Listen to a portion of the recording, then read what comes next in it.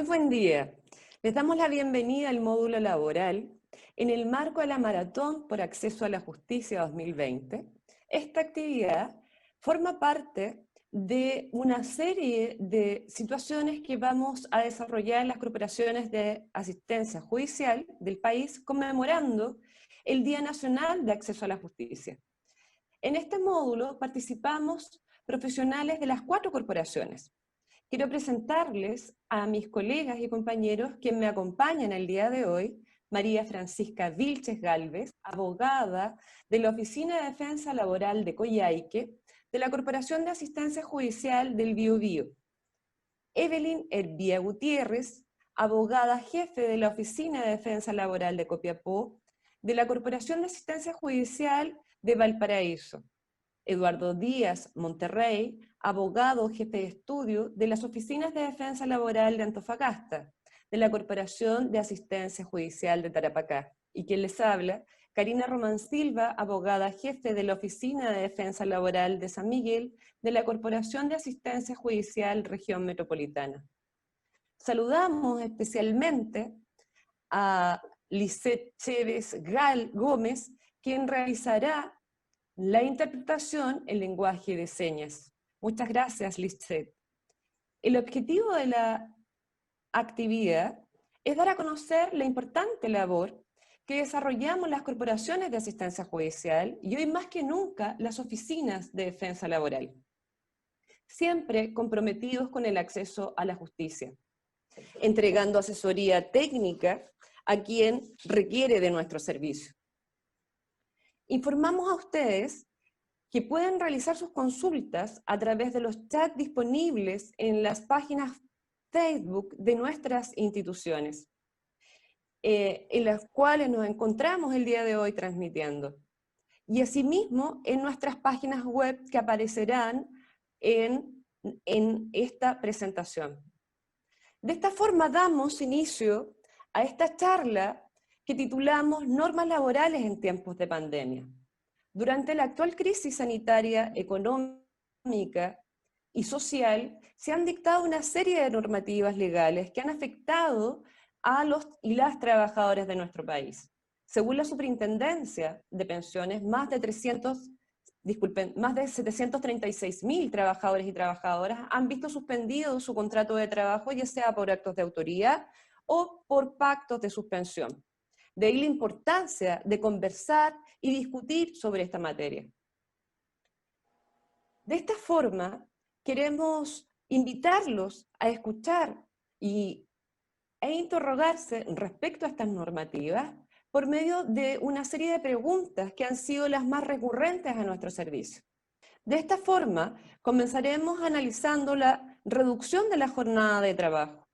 La misma superintendencia nos ha señalado que más de 46.000 trabajadores y trabajadoras han suscrito pactos de reducción de jornada del trabajo.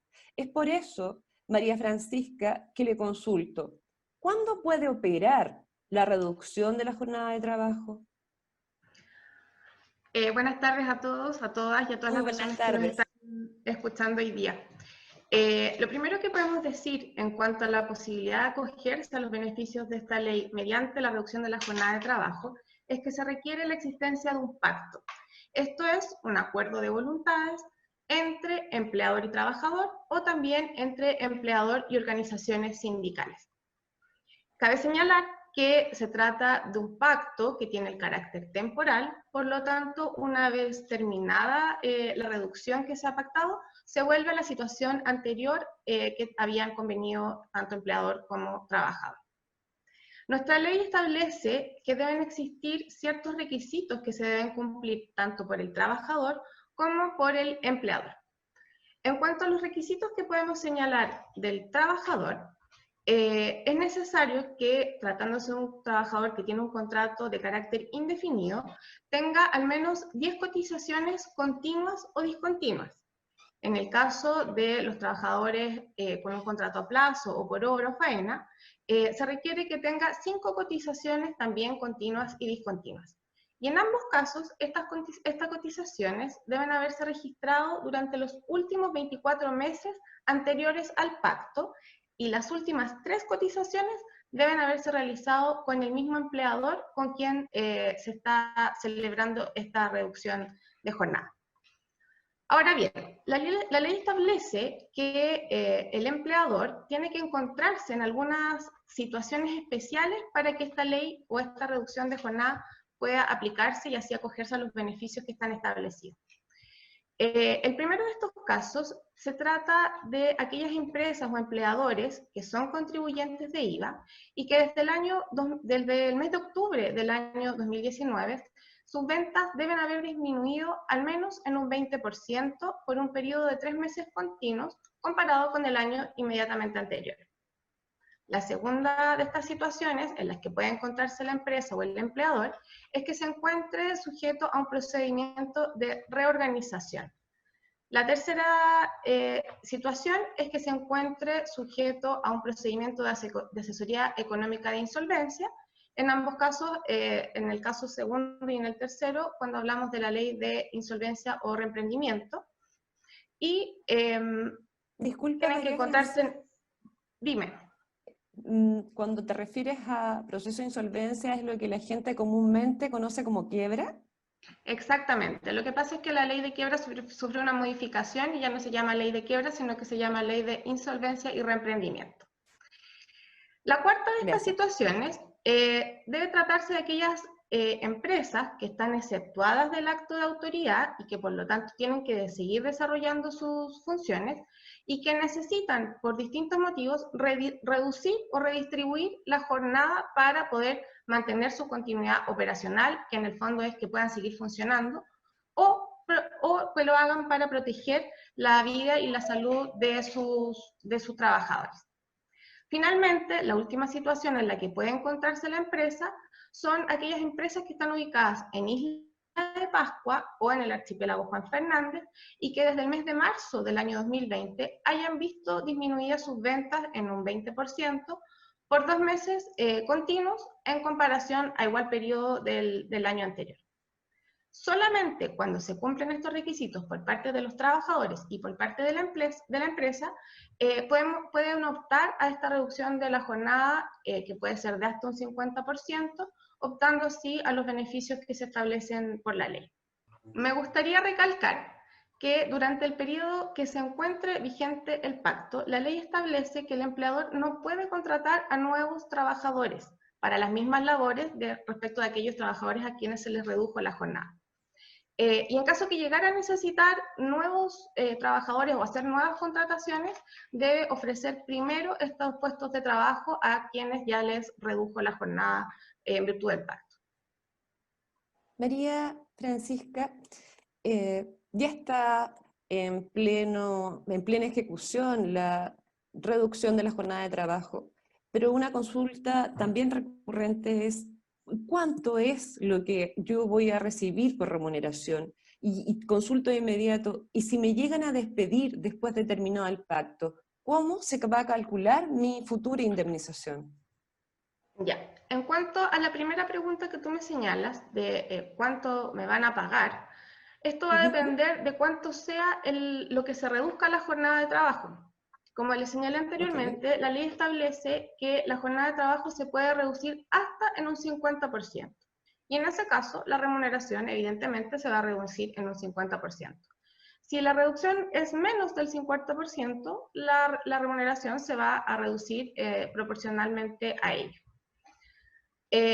Respecto de la diferencia o el saldo de remuneración que va a quedar sin pagar por el empleador, la ley establece que el trabajador tiene derecho a recibir un complemento, y este complemento puede ser de hasta el 25% de su remuneración y se va a pagar con cargo al fondo individual que tenga el trabajador en el seguro de cesantía, y en caso que no tenga dinero suficiente, se pagará a través del fondo solidario del seguro de cesantía. En cuanto a la segunda pregunta que me realizaste, ¿cómo me van a pagar mi indemnización si eventualmente el empleador me despide después? La ley establece que para estos efectos las indemnizaciones deben ser calculadas en base al promedio de las últimas 3 remuneraciones imponibles que tenía el trabajador antes de la reducción del pacto.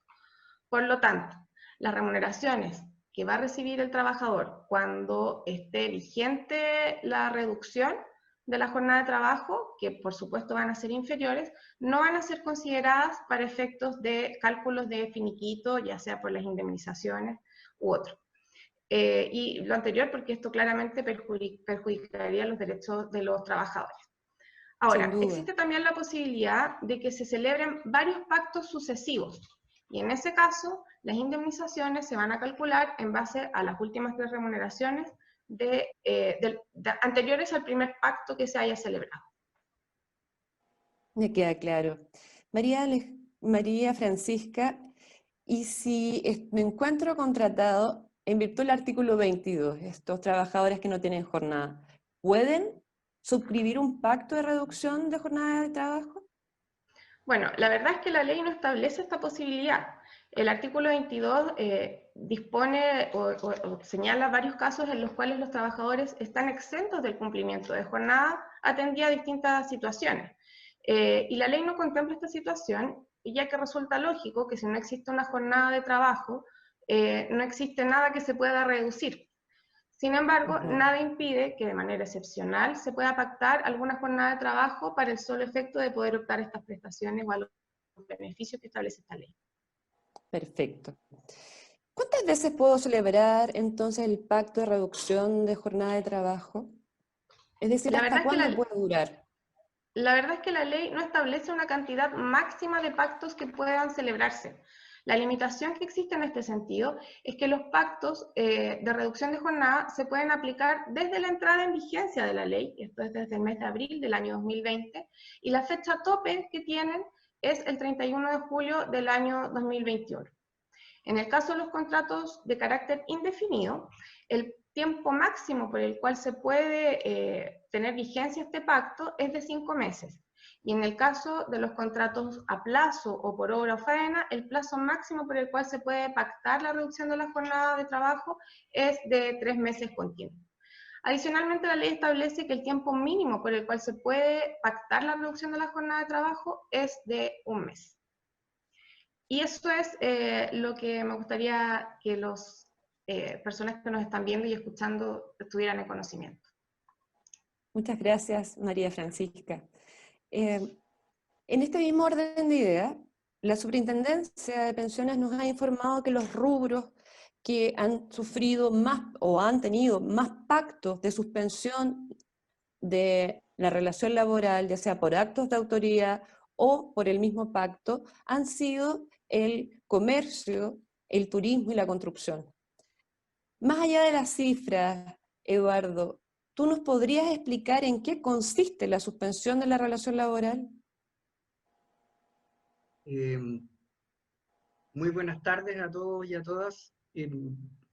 Quiero efectivamente señalar que acá en la región de Antofagasta, que es donde funcionan las oficinas de defensa laboral de Antofagasta y Calama, tenemos cerca de más de 13.000 suspensiones de relación de trabajo, tanto por acto de autoridad como de común acuerdo. Efectivamente, esta es una institución regulada en la ley 21.227 que ha sufrido sucesivas modificaciones, que tiene desde luego ya bastantes requisitos. En el caso de la suspensión, podemos referir primero, para claridad de todas las personas que nos escuchan, que existe la suspensión por acto de autoridad y la suspensión de común acuerdo. Por acto de autoridad, la gente inmediatamente lo asocia a aquellas cuestiones relativas a la declaración de cuarentena en sus respectivas comunas, que es lo que ocurrió con la resolución 88, que fue la que dio inicio a las comunas declaradas en cuarentena. Pero no solamente acto de autoridad aquello, sino que también la prohibición de funcionamiento total o parcial de ciertos rubros. De manera que hay ciudades comunas que pueden estar en cuarentena, pero, por ejemplo, que pueden estar libremente funcionando algunas actividades, pero hay otras que por su naturaleza van a estar restringidas, como ocurre con el caso de los casinos, o de los restaurantes, o de los malls, ¿no? Desde ese punto de vista, entonces, la resolución de autoridad puede implicar la declaración de cuarentena o la prohibición de funcionamiento total y parcial de un determinado rubro. En este caso, la suspensión por acto de autoridad, Karina, opera por el solo Ministerio de la Ley. no requiere un acuerdo previo por parte del trabajador. De manera que ya muchos trabajadores y trabajadoras a lo largo de Chile han visto cómo se suspende, es decir, la relación de trabajo se mantiene, pero las obligaciones principales de las partes quedan suspendidas. Por lo tanto, el trabajador no necesariamente no va a prestar sus servicios y el empleador no pagará su remuneración. El pago de remuneraciones, ¿verdad? En realidad lo que ocurre es un pago de un subsidio o tasa de reemplazo. Y esa tasa de reemplazo se calculará en base al promedio de las últimas 3 remuneraciones previas en un principio, al acto de declaración de autoridad, o, en este caso, previo a la declaración o la suspensión respectiva. Estas tasas de reemplazo tienen variaciones según si se trata de trabajadores con contrato indefinido o con contrato a plazo. ¿Ya? En el caso de los trabajadores con contrato indefinido, va en una decreciente, de manera progresiva, con una tasa de reemplazo de 5 meses aproximadamente, que va en un 70%, un 55%, 45%, 35% y 30%. ¿Ya? Y se acaba de aprobar una reforma que podría dar origen a que quienes estén dentro, en este momento, con un pacto de suspensión de la relación de trabajo en el 5º periodo de pago, pueden extenderse hasta un 6º o 7º, sobre la base de una tasa de reemplazo que no sea inferior a un 30%. Eduardo, perdón. En este mismo, cuando tú te refieres a la tasa de reemplazo, estamos hablando de lo que el trabajador o la trabajadora va a recibir, ¿verdad? Efectivamente, la tasa de reemplazo es lo que el subsidio en reemplazo de la remuneración que ya deja de pagar el empleador. El empleador debe seguir pagando las cotizaciones previsionales, ¿verdad?, calculadas sobre la base del aporte que está haciendo la administradora de fondo de cesantía, y las de salud y de cesantía debe también seguirlas pagando, ¿verdad?, pero sobre la base del 100% de la remuneración sobre la cual se calculó el subsidio respectivo. Es muy importante que los trabajadores y trabajadoras que nos escuchan sepan que la tasa de reemplazo es con cargo a dos fuentes. Una es la cuenta individual de cesantía, son los fondos que tiene el trabajador, ¿verdad?, en su cuenta individual, y otro componente que es el fondo solidario, ¿ya? De manera que la lógica es que cuando se agoten los fondos del seguro de cesantía, de la cuenta individual del trabajador, entonces entra a operar el fondo solidario, ¿ya? El fondo solidario tiene actualmente un tope de 5 giros, ¿ya?, posibles, con ciertos topes. El tope máximo es de 652.000 pesos aproximadamente y un mínimo de 225. Entonces, eso garantiza que el trabajador eventualmente que vea agotados sus fondos en su cuenta individual pueda operar en subsidio el fondo solidario de cesantía. Eduardo, entonces me queda claro que se calculan las remuneraciones y se pagan la tasa de reemplazo en virtud de lo que yo tengo en mi cuenta individual, que debo entender que es lo que los trabajadores y trabajadoras aportamos todos los meses, ¿verdad? Y otro fondo que es una parte de nuestra remuneración que va a un fondo solidario. Estoy en lo correcto, ¿verdad? Efectivamente, el seguro de cesantía tiene un componente que es aportes del empleador, aportes del trabajador y aportes del Estado, ¿verdad? Entonces, de esa manera se forma, digamos, los recursos con los cuales eventualmente se van a pagar estos subsidios a los que hemos aludido. Entonces, ¿qué ocurre cuando se acaban mis fondos en la Cuando cuenta de cesantía? Cuando se acaban los fondos, y es bueno reiterarlo, cuando se acaban los fondos de la cuenta individual, entonces comienza a operar el fondo solidario de cesantía. Ahora, es importante sostener que la ley establece como requisitos para poder optar a estos subsidios un número mínimo de cotizaciones que deben tener los trabajadores en cesantía.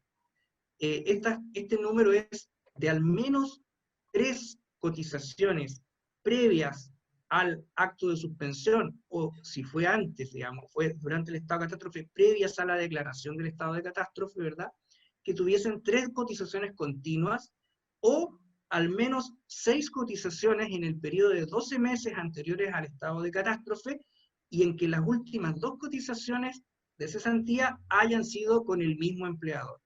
Cumpliéndose estos requisitos, inclusive si el empleador no ha pagado las cotizaciones, pero sí las ha declarado, inclusive en ese caso se entiende que cumple con los requisitos para poder optar por este tipo de subsidio. Me queda tremendamente claro, pero aquí hay una duda recurrente otra vez. ¿Qué pasa si me despiden y ya no tengo fondos en mi cuenta individual de cesantía? Bueno, acaba de ser promulgada y publicada la ley 21.263, que genera cambios en esta normativa. La verdad es que han sido bastante vertiginosa esta legislación, pero en principio implica, primero, la rebaja de los requisitos para poder optar por el seguro de cesantía. Ya no nos estamos refiriendo a los subsidios o tasas de reemplazo por suspensión. Nos estamos refiriendo a aquella persona que queda cesante en este periodo, y respecto de los cuales la ley 19.728, que es la que regula el seguro de cesantía, establecía requisitos bastante importantes que se han flexibilizado. Entonces, los mismos requisitos que para que opere la suspensión, a los que ya me he referido, 3 cotizaciones previos al término del contrato de trabajo, en este caso, cuando queda sin trabajo la persona, el trabajador o trabajadora, o 6 cotizaciones en los últimos 12 meses, aunque sean discontinuas, ¿verdad?, pero que en las últimas 2 sean con el mismo empleador. Ellos van a poder optar por el seguro de cesantía propiamente tal, con cargo a su cuenta individual, pero si eventualmente no tiene recursos en esta cuenta, entonces tendrá que ser con cargo al Fondo Solidario de Cesantía, que es este componente al que yo ya me había referido con anterioridad. De manera de garantizar, ¿verdad?, a los trabajadores que puedan tener acceso a algún nivel de prestaciones, aunque debemos decirlo desde la lógica de el aporte de sus propios recursos. Muy bien. Muchas gracias, Eduardo. Evelyn, el tema sanitario ha golpeado fuertemente a las trabajadoras con fuero maternal. Y es por ello que también se han dictado una serie de normas tendientes a entregar ciertos beneficios o garantías a las mujeres o a aquellos hombres que se encuentran con fuero producto de la maternidad. Pregunta recurrente también ha sido la siguiente. ¿Se puede aplicar la suspensión de la relación laboral o la reducción de la jornada de trabajo en el caso de trabajadoras sujetas a fuero maternal? Gracias, Karina. Un saludo cordial a los trabajadores que nos escuchan, que nos ven y que nos siguen. Quiero decir que efectivamente la ley 21.247 es una ley largamente esperada, especialmente por las trabajadoras que estaban cursando en esos momentos que se inicia la pandemia, el 18 de marzo, sus embarazos. Con gran incertidumbre, las trabajadoras consultaban acerca de qué iba a pasar con ellas durante el tiempo de pandemia. Así es como esta ley entra a regular algunos aspectos que son de verdad necesarios para las trabajadoras sujetas a fuero, y no solo para las trabajadoras sujetas a fuero, sino para las madres trabajadoras y padres cuidadores y cuidadores por sentencia judicial, con niños nacidos después del año 2013, es decir, niños que no están en edad escolar, aproximadamente de 7 años y menos. Es como la ley de protección al empleo tiene una norma específica que dice que no se puede aplicar ni la suspensión del empleo ni la reducción de jornada a estos trabajadores, principalmente a las trabajadoras con fuero, y también lo dice respecto de las trabajadoras de casa particular. No obstante, ¿por qué no se aplica? No es una maña, no es que no se quiera aplicar a estas trabajadoras ni otorgarles un beneficio. Lo que ocurre es que estas trabajadoras con fuero tienen mayores derechos. Derechos, como es el fuero, irrenunciables. Estos derechos irrenunciables tienen una protección especial. Los abogados decimos que se trata de normas de orden público que están dentro de un estatuto privado como es el Código del Trabajo. Estas normas irrenunciables significan que los trabajadores tienen a todo evento acceso a esos derechos, no importa el pacto que se pueda formular con el empleador. O sea, aunque lo escriban, lo firmen, no vale. Aunque lo pacten, aunque lo escriban, vale más. Eso es irrenunciable. La ley. Eso es irrenunciable.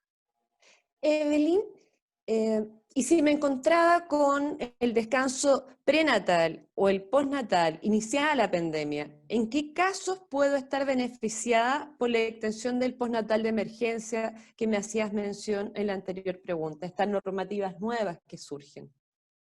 Bien, entonces, desde el día de 18 de marzo de 2020, y hasta la entrada en vigencia de la ley, que fue el 27 de julio de 2020, las trabajadoras ya tienen derecho y acceso a la licencia postnatal de emergencia. Así se llama esto, y de hecho la ley es conocida con ese nombre. ¿Qué ocurre en estos casos? Y usted dirá, ¿cómo? Si la ley entró en vigencia después y me toca a mí, me afecta. Sí, si estoy con el postnatal corriendo y se me acabó entre el 18 de marzo y el 27 de julio, se me hace efectiva la ley. Es decir, puedo tomar a continuación del término de mi licencia postnatal una nueva licencia postnatal por 30 días, prorrogable y sucesiva, por 30 días más y por 30 días más. Es decir, puedo tomar hasta 3 licencias de 30 días cada una que cubren el postnatal después de terminado el postnatal parental. Ahora bien, ¿a quién no se aplicaría esa norma? Aquellas trabajadoras que el postnatal se les terminó antes del día 18 de marzo. A las trabajadoras que se les termina después, a todas resulta aplicable el postnatal de emergencia COVID. ¿Hasta cuándo? Hasta cuando se encuentre en vigencia esta ley y con todas las prórrogas que ello requiera. Ah, muy bien. ¿Y cómo se ejerce este derecho? Me refiero a si el empleador no quiere recibir o tramitar la licencia, porque la dice ley que no tiene nada que ver conmigo. La ley es bien clara en este aspecto.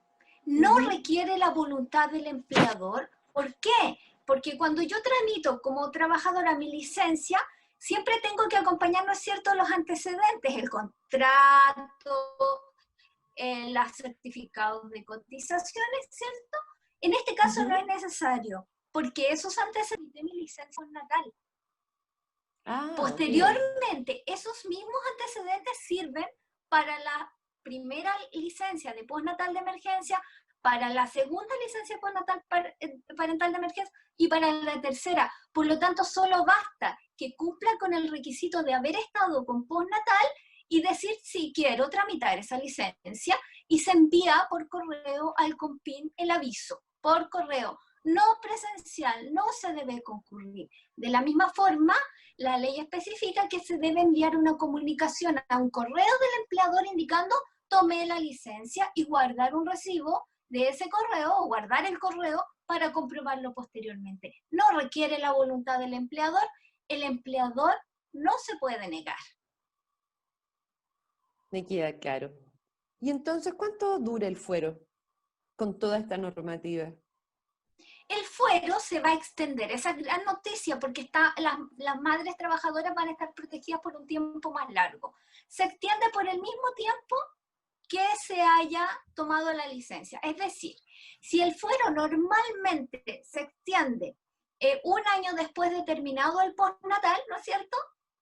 Al final de ese periodo, al final de ese año terminado el postnatal, yo le voy a sumar todas las licencias postnatales de emergencia que me tomé. Si me tomé una, esa. Si me tomé las 2 o las 3, le puedo sumar hasta 90 días más. ¿Bien? Y el fuero se extiende por ese periodo. Y por lo tanto tengo protección por ese periodo. Tengo una protección más amplia que lo tradicional. No puedo ser despedida sin ser demandada. Ah, muy bien. Pero ¿y si me despiden y no me he tomado el postnatal de emergencia? Si el empleador me comunica el despido, recordemos que en el fuero la comunicación del despido debe ser de una forma que establece la ley. Es decir, el empleador me tiene que demandar a través de una demanda de desafuero maternal y notificarme, ¿no es cierto? Ya. Supongamos que todavía no llegamos a esa etapa y solamente me comunica el despido. Yo no firmo finiquito, no me retiro del trabajo y le presento al empleador la licencia postnatal de emergencia y mi relación laboral se va a extender por el solo Ministerio de la Ley, por el solo efecto de estos derechos, se va a seguir extendiendo, por lo tanto no puede terminar y el empleador me va a tener necesariamente que demandar. ¿Cuándo? Al fin de todas las licencias y recién me va a poder demandar. Y si no me recibe la licencia, la presento por correo a la... Si no me recibe la licencia, es que estas licencias no se reciben, solo se envían. Por lo tanto, no hay posibilidad que el empleador no me la reciba. Son electrónicas. Me quedó claro, Evelyn, y ojalá a todos los que nos escuchan el día de hoy. Te agradezco toda tu información y los puntos que las trabajadoras y trabajadores necesitan tener claro el día de hoy. Tanto a María Francisca como a Eduardo, a Lisette, les agradecemos su participación mediante la traducción, el lenguaje de señas, mediante el aporte que realizan día a día los y las defensoras de las oficinas de defensa laboral, pertenecientes a las 4 corporaciones que integran las corporaciones de asistencia judicial del país.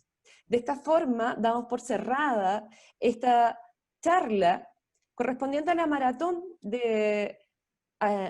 por el acceso a la justicia, organizada por las 4 corporaciones de asistencia judicial. María Francisca Vilches Galvez, representante de la Oficina de Defensa Laboral de Coyhaique, de la Corporación de Asistencia Judicial del Biobío.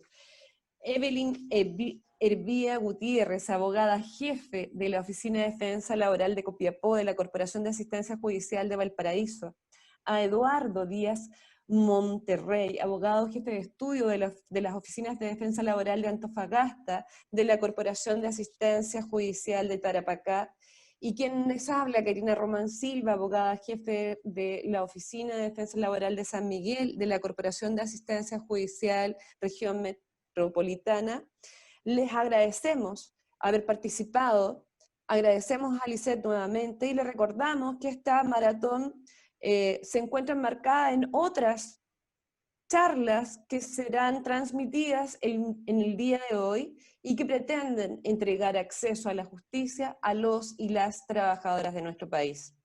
Esta información la pueden encontrar en nuestras redes sociales que solicitamos recurrir en el caso de dudas y o despidos. Gracias por la audiencia y los comentarios y nos vemos pronto. Que estén muy bien.